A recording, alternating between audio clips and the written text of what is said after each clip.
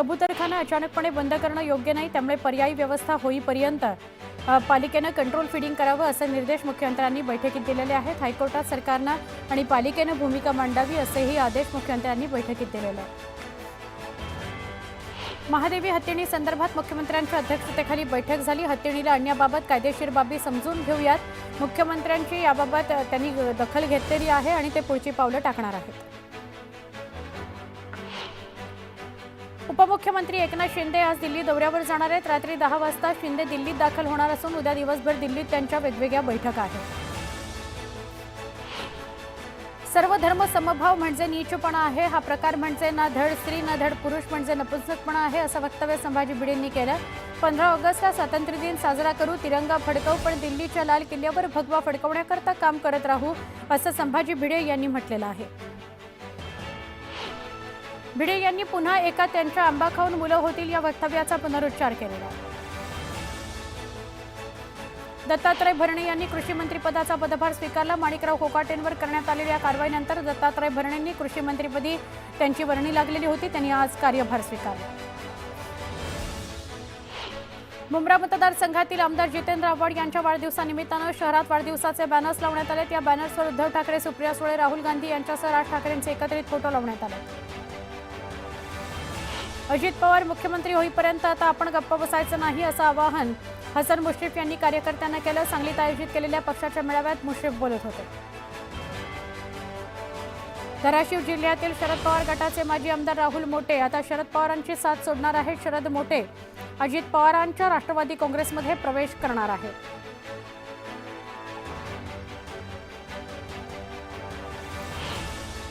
गोट्या गीतेचं नवनवीन कारनामे समोर येत आहेत। गोट्या गीतेनं ईव्हीएम मशीनवर मतदान करताना स्वतःचा लाईव्ह व्हिडिओ काढून पोस्ट केला होता, त्यामुळे आदर्श आचारसंहिता आणि गोपनीयतेचा त्यानं भंग केला। गोट्यासह त्याच्या अनेक मित्रांचाही या व्हिडिओमध्ये सहभाग आहे। 29 तारखेला पुन्हा एकदा जरांगेंनी मुंबईत आझाद मैदानावर आंदोलनाकरता जाण्याचा इशारा दिलेला आहे। त्याच तयारीच्या अनुषंगाने जरांगे धाराशिव, सोलापूर, सांगली, सातारा जिल्ह्याच्या दौऱ्यावर आहेत। पायाभूत सुविधांचे प्रकल्प वर्षानुवर्ष चालू न राहता ते प्रकल्प हाती घेतल्यानंतर 3 वर्षात पूर्णत्वास यायला हवेत, असे निर्देश मुख्यमंत्री देवेंद्र फडणवीस यांनी दिले। शेतकरी नेते रघुनाथदादा पाटील यांनी शेतकऱ्यांना अजब सल्ला दिलाय। सरकारी अधिकाऱ्यांची तक्रार वरिष्ठांकडे करू नका, हे अधिकारी फक्त माराला भितात, त्यामुळे सरकारी अधिकाऱ्यांना चांगला चोप द्या, मार द्या, असा सल्ला दिल्यानं खळबळ उडालेली आहे। शहापुरात भाजपचा कार्यकर्ता मेळावा आयोजित केला गेला होता। कपिल पाटील यांच्या नेतृत्वात घेण्यात आलेल्या मेळाव्यात शेकडो कार्यकर्ते सहभागी होते।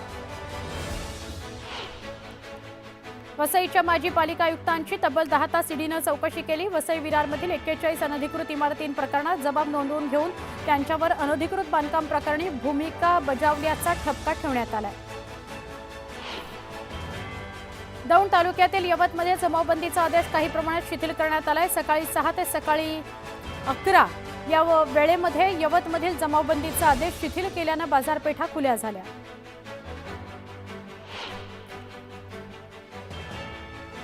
छत्रपती संभाजीनगरमध्ये महापालिकेकडून अतिक्रमण हटवण्याची मोहीम सुरू आहे। कालपासून सुरू असलेली कारवाई आज पण सुरू राहणार आहे।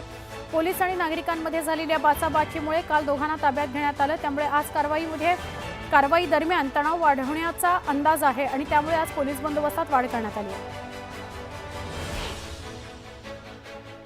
परभणीत बावनकुळेंच्या विरोधात प्रहार संघटना आक्रमक झाली। शेतकऱ्यांकरता बच्चू कडूंनी केलेल्या आंदोलनाला नौटंकी म्हटल्यानं प्रहारचे कार्यकर्ते आक्रमक झाले। पालघरमधील एका कंपनीच्या वयोवृद्ध मालकिणीचा माजुरडेपणा समोर आलाय। कंपनीच्या गेटवर आंदोलन करणाऱ्या कर्मचाऱ्यांच्या अंगावर थेट तिनं कार घातली। या 3 ते 4 महिला गंभीर जखमी झाल्यात असं कळतं। गेल्या 3 दिवसांपासून सरदार सरोवराच्या जलाशयामध्ये पाण्याच्या बुडालेल्या बोट अँब्युलन्सला बाहेर काढण्यात प्रशासनाला यश आलं। क्रेनच्या सहाय्यानं ही बोट अँब्युलन्स बाहेर काढण्यात आली। श्रावणातील पुत्रदा एकादशी निमित्तानं विठ्ठल मंदिराला सुंदर अशा फुलांनी सजावट करण्यात आली आहे। 2 टन फुलांपासून विठ्ठल मंदिरात आकर्षक फुलांची सजावट करण्यात आली। मुंबईत झालेल्या एका महत्त्वाच्या भेटीत मावळ तालुक्यातील भाजप नेते रवींद्र भेगडे यांनी तळेगाव, दाभाडे आणि शेलारवाडीतील शेतकऱ्यांच्या डीआरडीओ प्रकरणातील जमिनीच्या अधिग्रहणावर मुख्यमंत्र्यांना पत्र लिहिलं। यात वाढीव पुनर्वसन अनुदानाकरता सकारात्मक आश्वासन देण्यात आलं।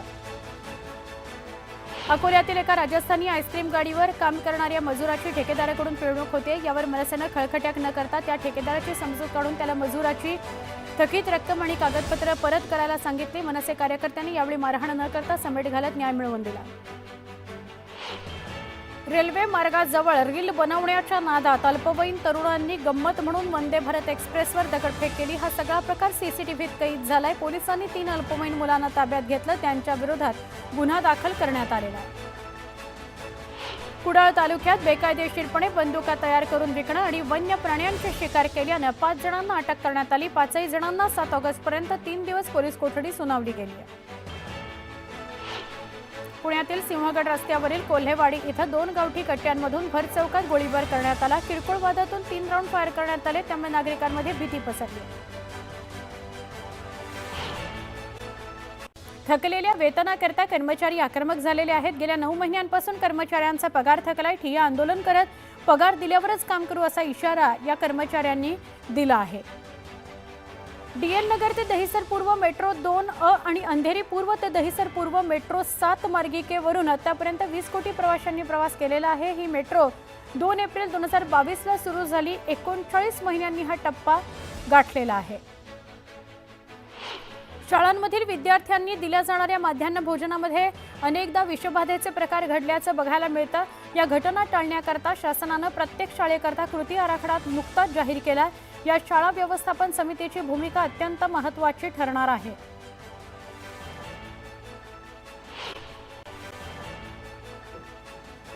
मार्च 2025 ला अखेरला भारताचं दरडोई कर्ज वाढून 1,32,000 रुपयांवर गेलेलं आहे आणि प्रत्येक नागरिकावरील आर्थिक ताण लक्षणीयरित्या वाढलेला आहे। तर परतफेडीचा खर्च नियंत्रणात आणण्याची गरज आहे। मुंबईत रात्री उशिरापर्यंत गणेश भक्त दर्शनाकरता येतात, त्यामुळे गणेश भक्तांकरता लोकल आणि मेट्रो सुरू ठेवण्यासंदर्भात रेल्वे आणि मेट्रो प्रशासनाकडे पाठपुरावा केला जाणार आहे, असं मंगलप्रभात लोढा म्हणाले। गेल्या काही वर्षांपासून मुंबई विमानतळावरून प्रवास करणाऱ्या प्रवाशांच्या संख्येत विक्रमी वाढ झाली आहे। चालू आर्थिक वर्षाच्या पहिल्या तिमाहीमध्ये एकूण 1,36,00,000 प्रवाशांनी प्रवास केल्याची माहिती विमानतळ प्रशासनाने दिली। इंजिनिअरिंग अभ्यासक्रमाच्या पहिल्या गुणवत्ता यादीत महाविद्यालय मिळालेल्या म्हणजे ज्यांना महाविद्यालय अलॉट झालंय अशा 32,650 विद्यार्थ्यांनी प्रवेश निश्चित केलेला आहे। त्यात पहिल्या फेरीमध्ये अर्ज गोठवलेल्या 15,852 विद्यार्थ्यांपैकी 15,700 मराठी पाट्या न लावणाऱ्या दुकानांवर महापालिकेकडून कारवाईचा बडगा उगारण्यात आलाय। महापालिकेनं 3,133 दुकानं आस्थापनांवर कारवाई केली। आतापर्यंत तब्बल 1,98,00,000 दंड वसूल करण्यात आला। ओपेक देशांनी कच्च्या तेलाचं उत्पादन दररोज तब्बल 5.47 लाख बॅरेलने वाढवण्याचा निर्णय घेतलेला आहे। त्यामुळे आंतरराष्ट्रीय बाजारात तेलाची उपलब्धता वाढून पेट्रोल आणि डिझेलसह पेट्रोलियम उत्पादनांच्या किमती कमी होण्याची शक्यता आहे। नाशिकमध्ये 2027 मध्ये होणाऱ्या सिंहस्थ कुंभमेळ्याच्या पार्श्वभूमीवर मुंबईतील ट्रेनची संख्या, मुंबईमध्ये येणाऱ्या ट्रेनची व्यवस्था करण्यात येते। त्यासाठीचा संपूर्ण तयारीचा आढावा घेण्यात येतोय। नाशिक आणि आसपासच्या स्थानकांमधील सेवा सुविधांकरता 1100 कोटी रुपये खर्च होणार असल्याचं भारतीय रेल्वेचे अध्यक्ष आणि मुख्य कार्यकारी अधिकारी सतीश कुमार यांनी सांगितलं। आरबीआयच्या रेपो दरामध्ये आणखी 0.25% कपात करेल अशी अपेक्षा व्यक्त केली जाते। तत्पूर्वी यावर्षीच 3 वेळा मिळून 1% दर कपात आधीच झालेली आहे। सध्या रेपो दर 5.50% असून त्यात आणखी कपात झाली आहे, तर गृहकर्ज वाहन कर्ज स्वस्त होण्याची शक्यता आहे।